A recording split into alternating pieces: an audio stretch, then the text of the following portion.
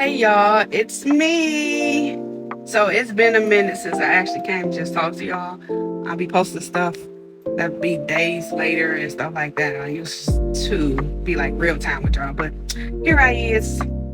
It's Monday, August the 18th, 2025. How is y'all day going so far? Y'all, all I did was put some clothes in the washing machine and then come lay down. And I'm out of breath.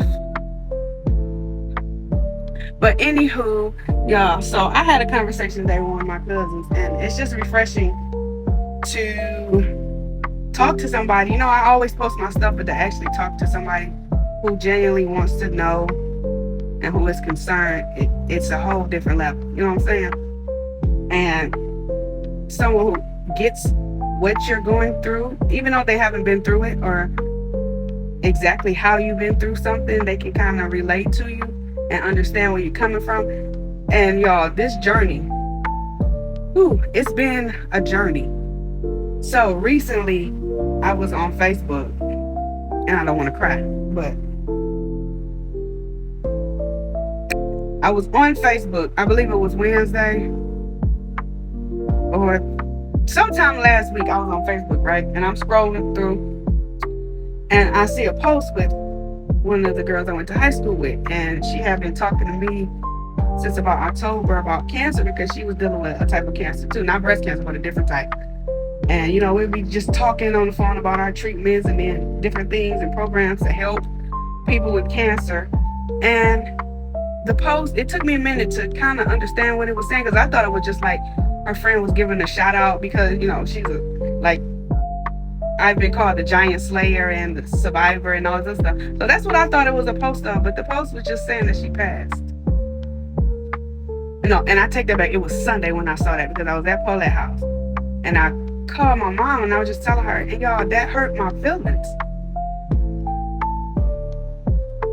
We wasn't real close.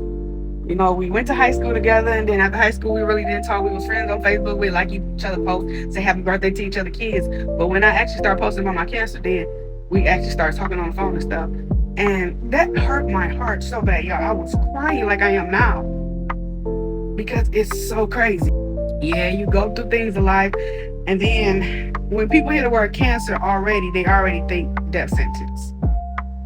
But when I found out I had cancer, I tried not to think of the death part. I tried to think like, you know what? I'm gonna try to turn this into something different so my mind won't go there, and then I'll be depressed and I'll be the one crying all the time and not want to do nothing and not want to do life. I didn't want to be like that. So when I heard that she passed, it's always been, even from the moment, even though I haven't publicly, I cry here and there or whatever, but the thoughts of, dang, is it gonna be me next? That's the stuff that eats you up, whether you stage 0, 1, 2, 3, 4, or whatever. When you have to deal with it and then you're going through it, and even the treatments and things like that, it's always gonna be stuck in the back of your head. And I'm gonna be one of the ones that's not gonna make it after doing all of this stuff.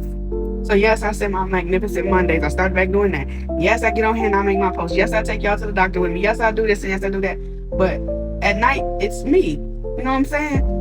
And that's when the thoughts start coming and swirling. Of course, you got to pray things off your brain. But some things, even with praying about it, it just always seems like it's going to be stuck. And I go to church and I do this, and we always talk about this and that and that.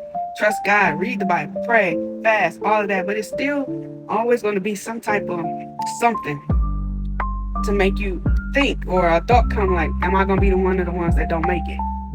Because at any moment, cancer can come back. It can come back more aggressive. It can pop up somewhere else.